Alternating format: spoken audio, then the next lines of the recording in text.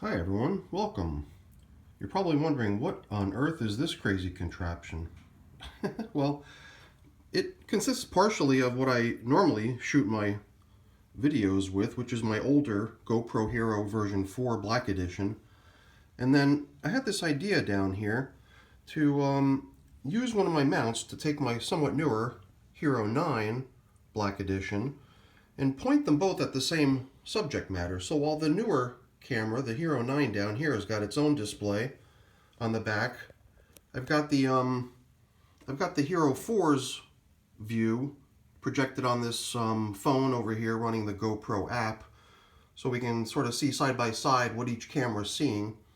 And I thought to myself, hey, while I'm doing my everyday video shoot with my Hero 4, showing what I'm doing here, blah blah blah, at the same time I could have my Hero 9 watching the same material here in time-lapse, so that from time to time we could cut over to a time-lapse view of what's happening here.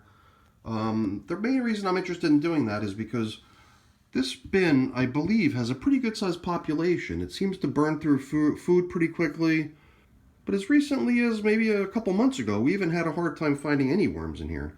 So I think those very few worms that we did once in a while succeed in finding have kind of, mated, propagated their numbers. And what I think I've really got going on in here is a lot of little baby worms, which are a lot of times very difficult to see, but when you watch the video back in time-lapse, you can see things that are hard to normally notice because they're so small, but just their movement reveals them. So I thought I would be maybe doing a couple spots during today's check-in where we would just leave the disrupted material alone, just to see if maybe parts of it start to move around a little bit. So, well, that was my idea. I'm going to put a glove on. We'll get to checking in on this bin. I'm not even sure if it's going to need feeding. It's been 11 days since it was last fed. It's my 101-day-old bin that is attempting to rekindle my original population of red wigglers. All right, let's get to work.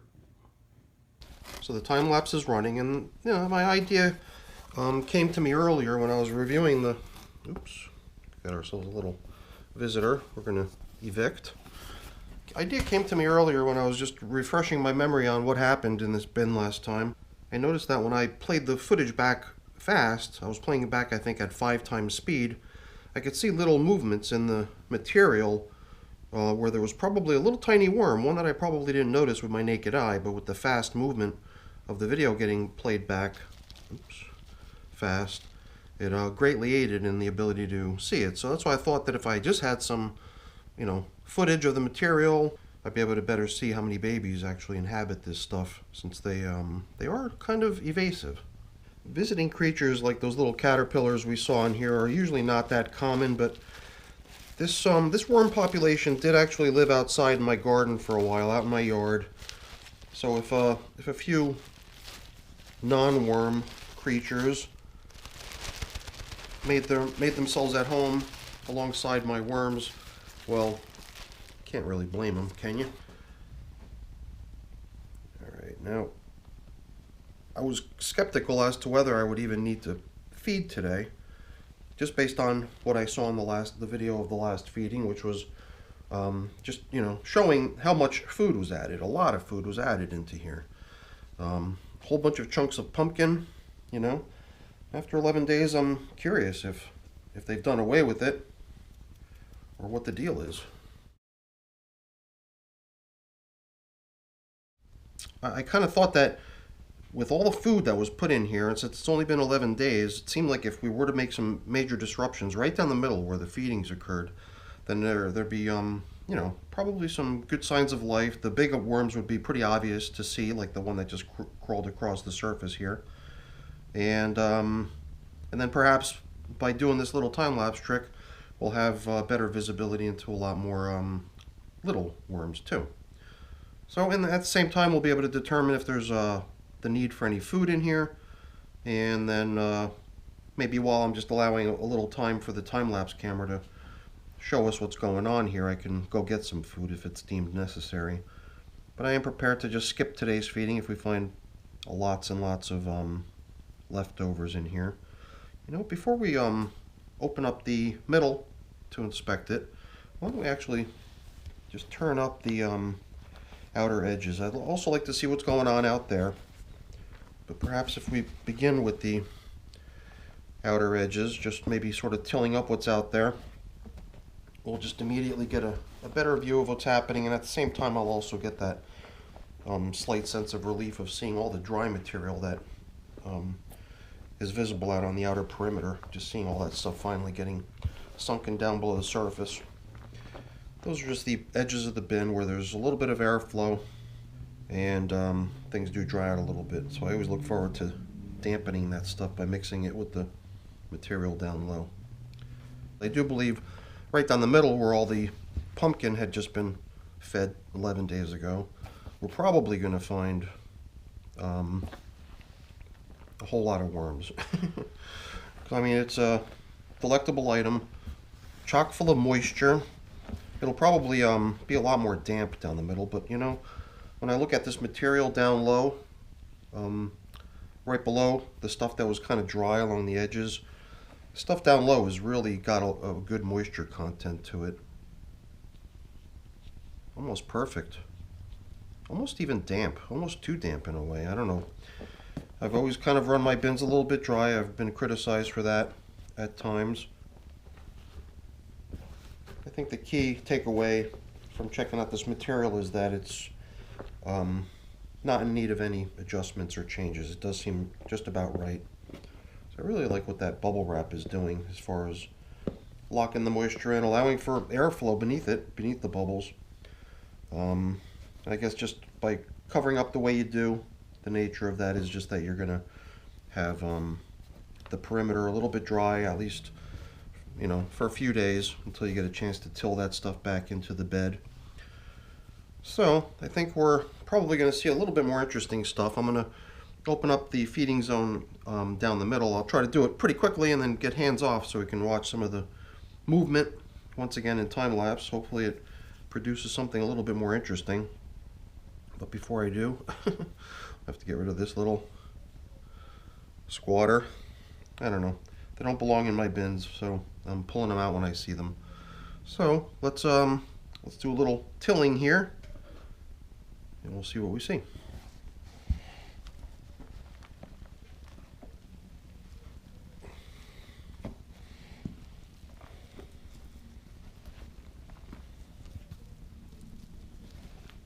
Lots of bedding, but let's step back and see what we can observe in this stuff.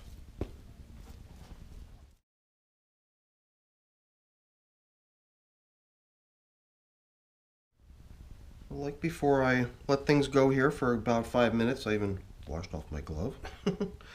My first impressions from tilling up the feeding area was that there are some leftovers. It was just kind of a quick flurry to try to turn things up a little bit here just to trigger some worm movement. So I didn't really get a good chance to evaluate how much food was left over in here. So I mean, here and there I do see a chunk of leftover stuff. Perhaps this was just a really large chunk or something. But it doesn't seem like a whole lot. Is there some more over here? It's almost like liquid anymore. It's just falling apart. A little bit of leftovers, but not enough to deter me from wanting to put more in here. Because if in 11 days they did through all that, then backing up that food supply certainly makes good sense. So I will have to take another pause to run up to the refrigerator to get these guys some stuff to eat. Man, look at these castings. They've been leaving behind a lot of beautiful castings. And before I put in a fresh feeding, I'm definitely going to be piling in a bunch of fresh bedding in here too. Looks like it wouldn't hurt. So, you know, it just looks to me like almost like a regular kind of population. I could see some normal sized worms, but I just have this funny feeling that there's also just like this invisible little population of little tiny baby worms in here too that are probably contributing to the fast pace at which this bin seems to break down materials.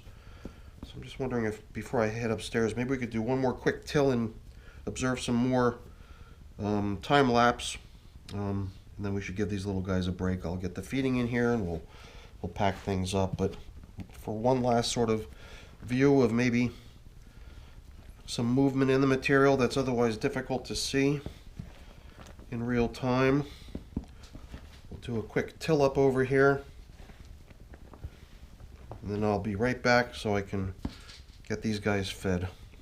Gotta hit the freezer, bring down some yummies for them.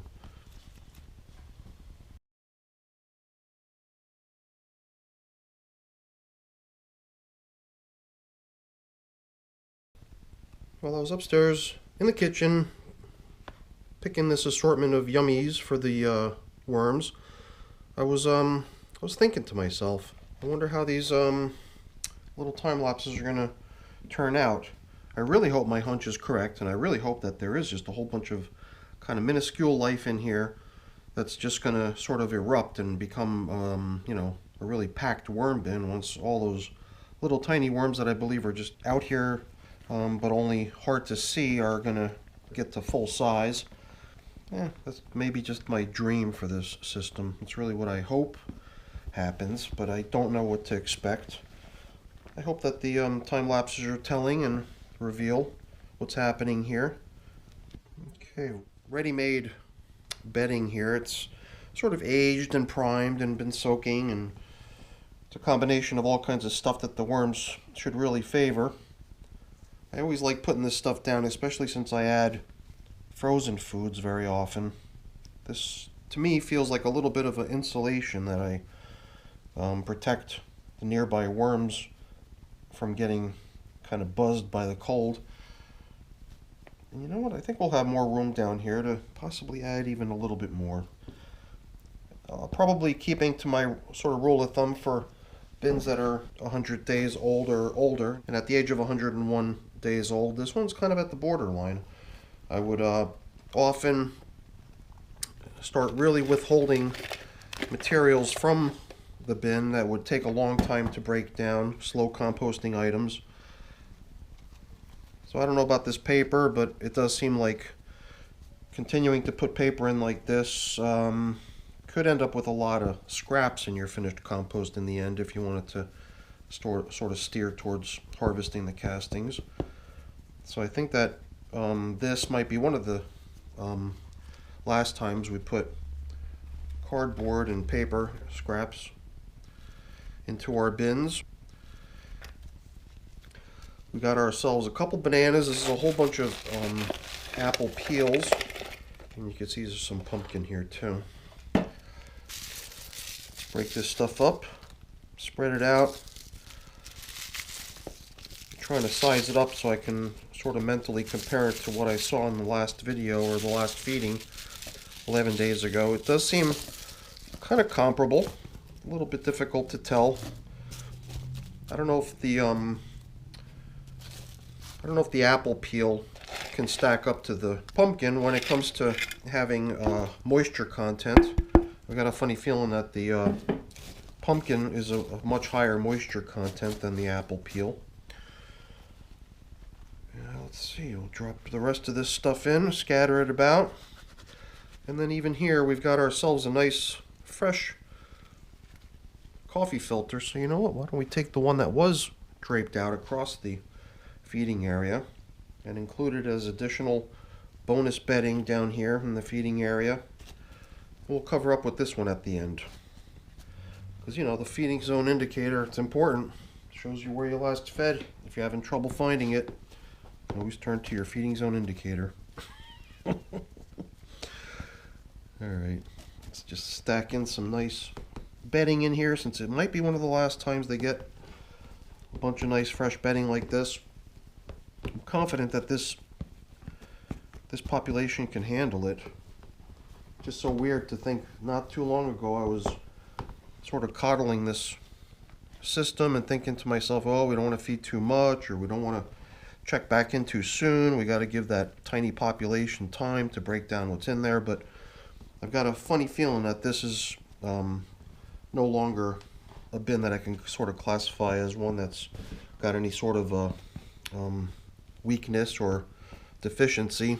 I've got a feeling it's just like any other bin at this point. I think it's got a vibrant population in it. and hopefully they enjoy the yummy foods that they just got. It seems like a pretty good feeding. I'm sure the pumpkin won't last too long. Look at this banana stem. It does seem to me like everywhere I look I see worms, and there's always a little puny one to be seen. Sometimes they're pretty mobile, other times it seems like they just sort of sit there.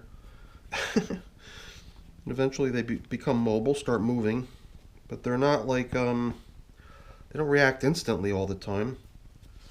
So I look forward to seeing what sort of results we get with these little mini short time lapses. You know, I just got to thinking this might be one final chance to observe some tilled up materials.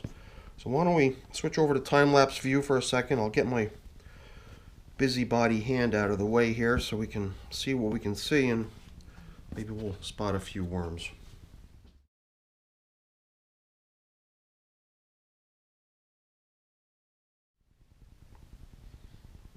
Alright, so at this point I'm not sure what went on. Something tells me I was not filming. So that last clip that I had intended to put in here to show what happens after we backfill all of our feeding disruption, it appeared that the time-lapse camera may not have been filming. Who knows? Maybe I'm just reading the signals wrong. Maybe we do have something to see, but if we don't, I'm sure it's not the end of the world. I'm hoping that the time-lapse that we shot earlier, the one that shows what was occupying the feeding area when we turned it inside out, that's the one I'm really interested in seeing, you know, what type of action we could see in there. I'm guessing we're probably going to see lots of little puny worms, ones that are normally not so easily seen, not like the big ones. But I guess I'll just have to wait until I get the footage up into the video editor and see what I end up with. So that's it for today's video. Hopefully you enjoyed it. If you did, as always, please remember to leave me a thumbs up. That's always really appreciated. If you haven't done so already, please also consider subscribing to the channel too. That's really appreciated as well. All right, everyone, have a great day. Thanks for watching.